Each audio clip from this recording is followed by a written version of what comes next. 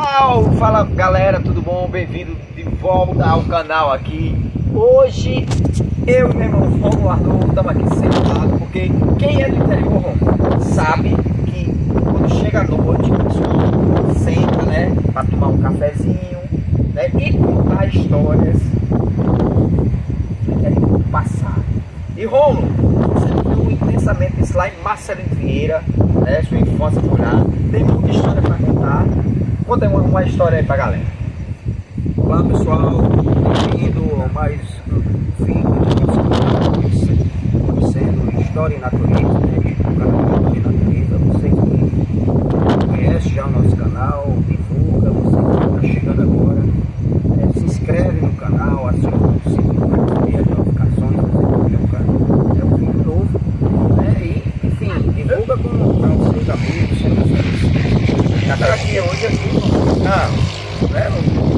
E os convidados especial, vai estar participando, né? Vou tomar um cafezinho. E nós estamos, gente, aqui, nós estamos em Gado Bravo, certo? Gado Bravo, que é litoral do Rio Grande do Norte, né? Exatamente. A gente fez um vídeo hoje bem bacana, que também já deve estar aí no canal, né? Vocês já estão assistindo.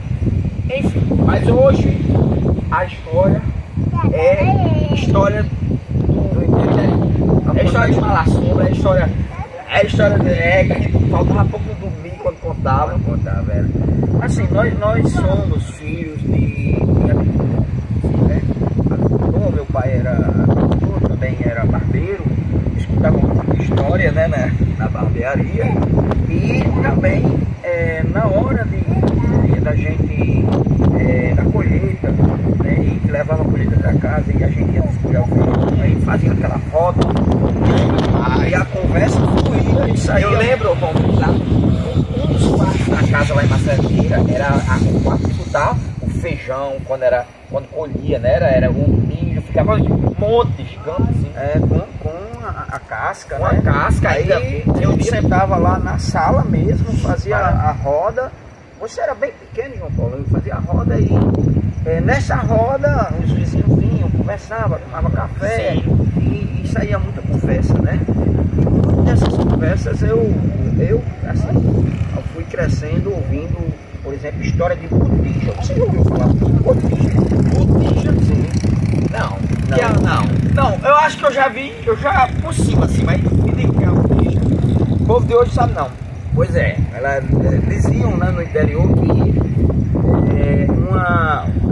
os senhores ricos, né, para deixar uma herança, naquela época não tinha praticamente bancos, não sabiam usar, eles e outros que eram muito econômicos iam economizando o dinheiro, o pouco que tinha, ia colocando, né, ia guardando esse dinheiro debaixo do colchão, mas quando já ficavam bem velhos, aí eles para uma espécie de se resguardar de ataques de outras pessoas, eles enterravam o dinheiro, as moedas, enterravam num determinado local, dentro de um pote, às vezes um pote com moeda com tudo, e ali transformava-se numa botija. Diziam, né, que a botija ficava no início de um arco-íris. Olha só que história. E sumia o dinheiro, aí depois as pessoas achavam que com muito tempo, né, as pessoas procuravam o dinheiro ou às vezes por acaso encontravam essas moedas, mas enfim, as moedas já não tinham mais valor. Já não tinha mais. Meu povo, você já ouviu falar disso? Botija é um pote que enterrava. Bom, antigamente tinha muita gente também que botava o dinheiro debaixo do colchão. Isso é verdade, né? É verdade. E às vezes o dinheiro se perdia, a pessoa morria, passava cruzeiro, não sei o quê. Era desinformação, né? Porque eles colocavam, achavam que isso aí ia manter o valor, durar para né? Que ia durar para sempre o mesmo valor e, enfim, muitas vezes o valor se perdia. Mas é isso, Botija é uma das várias histórias.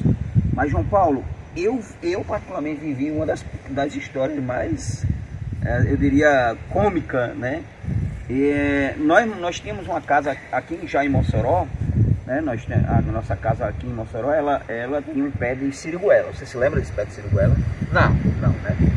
Esse pé de siriguela ficava lá no fundo da casa, certo. E eu tinha o hábito de já jovem, ia pra festa, quando chegava em casa de madrugada, às vezes ia lá pro quintal, fazer xixi no quintal e tal. Mijar. Antes de deitar. Mijar, antes de me deitar. Uma vez eu cheguei em casa, né? De madrugada, 2 horas da manhã. Fui para o... Quando cheguei, escuro, claro, né? Quase tudo escuro. Quando eu cheguei, saí assim no quintal e comecei a fazer xixi, a mijar. E eu olhei para o pé de siriguela. Imagina aí, João Paulo, você de repente olhar e ver um corpo, algo como se fosse um corpo, se balançando no pé de siriguela. É igual aquela da goiaba. Mas não. Rapaz, o medo grande, viu? Homem, eu não te conto. Diga. João Paulo, eu não corri porque as pernas não obedeciam o comando. Se tremendo. Foi um medo muito grande, porque uns 2 dias antes, nessas rodas de conversa, a gente falando de alma, de assombração. De assombração, e isso foi ficando na minha cabeça. Rapaz, eu não sabia o que fazer.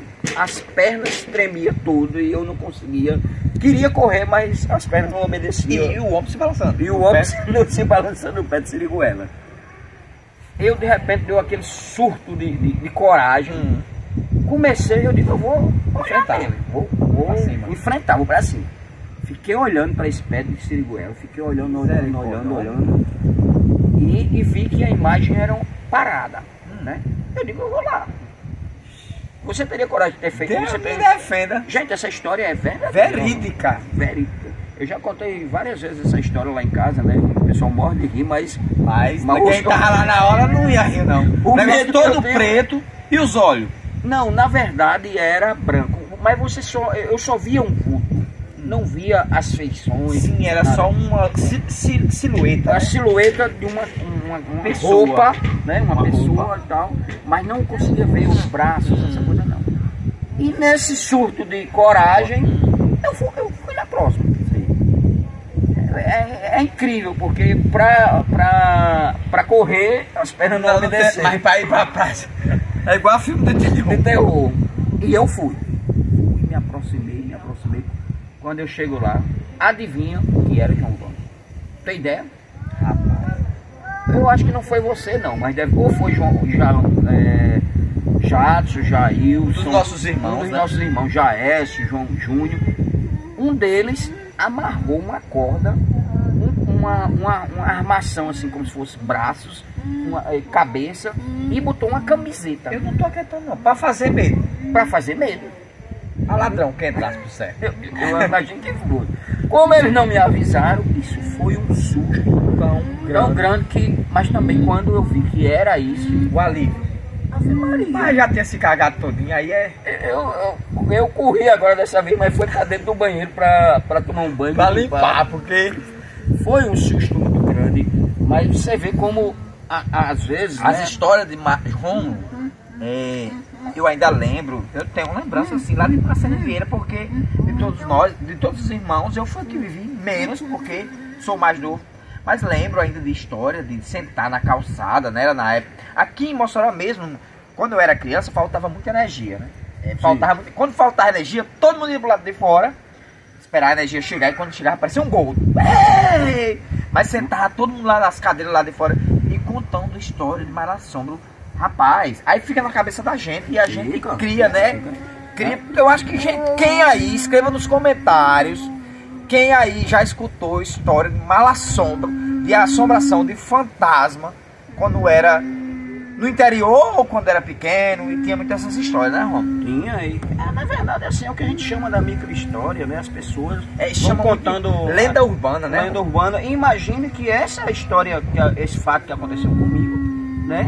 Ele foi verdadeiro, mas poderia ter sido transformado em uma história, uma lenda urbana, que realmente urbana de que teria acontecido e que eu teria visto uma alma e se minhas pernas tivessem obedecido, até hoje eu estaria dizendo que era uma pessoa, né?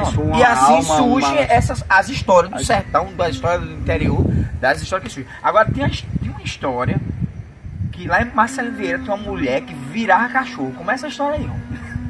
Pois é. Eu não sei se as pessoas acreditam, João Paulo, mas... Pois tinha, lá em Marcelino Vieira, interiorzão. Aliás, quase toda cidade tem uma lenda alguém que virava cachorro. Virava cachorro, né? E a monga? Monga é no circo. Monga é a mulher que virava macaco, mas agora cachorro, meu amigo. Virava cachorro e o pessoal dizia que ela virava cachorro para se disfarçar e para saber se as pessoas estavam falando mal dela. Olha. É a chamada fuxiqueira do animal. Pois é. Então, tinha essa história, né, de que ela, nas rodas de conversa, essa mulher estava lá conversando, as pessoas começavam a falar das histórias e pessoais, e às vezes até falar de um, de outro, né? Sempre tem, né? Tem. As pessoas gostam de falar. Lá de no bem, de no mal. interior, a fofoca corre solto. Então, a história que tinha lá em Marcelino Vieira, que é uma senhora, a dona Josefa, ela se transformava num cachorro, né? E ela estava lá na roda de conversa, quando é fé, ela desaparecia e em alguns segundos, alguns minutos, aparecia um cachorro, sorrateiramente, um cachorro se encostava lá, aí lasca tudo. O cachorro só escutando a conversa. Escutando a conversa. E essa mulher, né? E por que se desconfiava que era ela que virava cachorro? Porque essa mulher não estava presente nas Nunca conversas. estava, igual a Superman. E mais, ela sabia de tudo que se passava nas conversas, nas fofocas. Sem estar presente. Sem estar presente. E o cachorro? Mas o cachorro não estava lá. Estava sempre lá. Sempre rondando. Então é uma história curiosa, né? Obviamente que faz parte do folclore, do povo nordestino. Mas além de história, João Paulo, tinha assim, piadas, né? Ou fatos que se transformaram em verdadeiras piadas. Sim. E essa também foi verdadeira, né? Você vai contar agora? Mas essa tem pessoas, essa primeira eu estava sozinho, eu não tenho nem como provar. Essa outra agora já tem pessoas que estavam comigo, certo, né, presenciaram essa história. Nós lá em Maceió, meu pai, como eu falei, era agricultor, muito cedo, né, 5 horas, 6 horas da manhã, nós saíamos para o roçado. Certo. Os maiores, eu, Júnior e Jaécio, certo. Ia com o pai. O roçado ficava a 2 quilômetros de distância da cidade. Andando, era? A pé. A pé? A pé. Íamos a pé com a enxada. Aí era o crossfit do sertão. O tempo que era do... E o pior era a vergonha. A vergonha. Atravessar a cidade com a enxada nas costas. E as meninas... A gente é um rapazinho, as meninas olhando. Tudo olhando. A malhação. Era uma vergonha muito grande, mas a gente ia. Trabalho digno, né? Um trabalho digno e tal. A gente ia limpar o roçado. Papai marcava uma fileira para ele limpar. E nós três ficávamos numa fileira só. Ele chegava no final da fila e vocês três? E nós três na metade, né? Aí eu, Jaécio e Júnior começava a contar, cada um contava uma história e outra. Aí papai, segundo ele, né, percebeu que a gente mentia demais. Aí disse, que 3 cabras mentirosas da bexiga. Papai resolveu saber qual deles mentia mais. Qual das duas?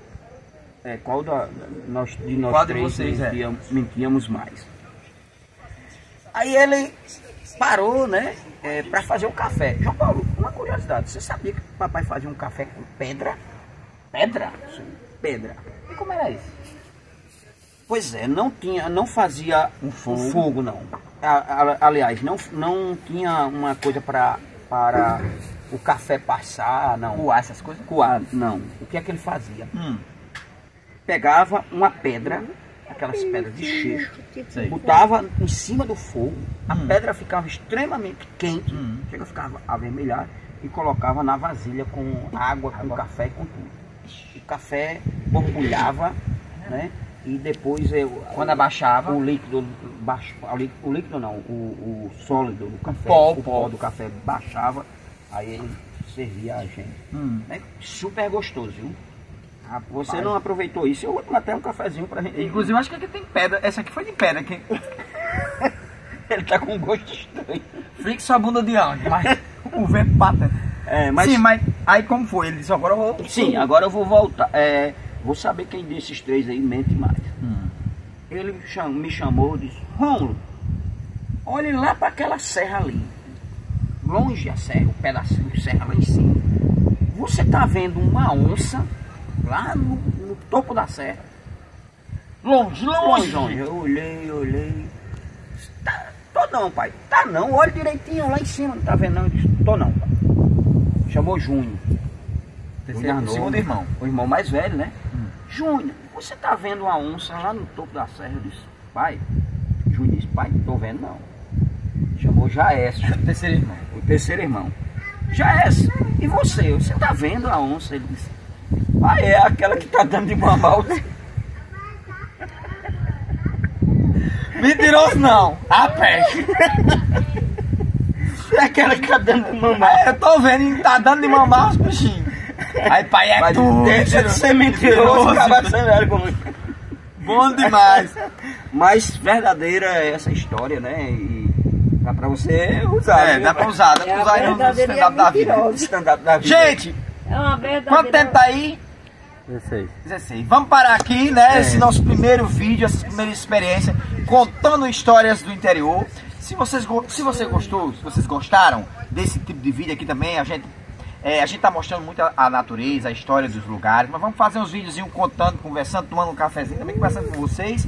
Se gostou, deixa o joinha e comenta aí: gostei, faz mais desse vídeo, né não, Romulo? Exatamente, comenta, gostei, dê sugestões, né? No cenário, o cenário aqui é bem simples, a ideia é essa mesmo, é uma coisa simples, mostrar coisa. No sertão era muito semelhante aqui, as pessoas se reuniam sentado no chão, mas é isso. Um abraço aí para todo mundo, se inscreva no nosso canal e comente. Essa semana tem vídeo quase todo dia, viu? Cuida!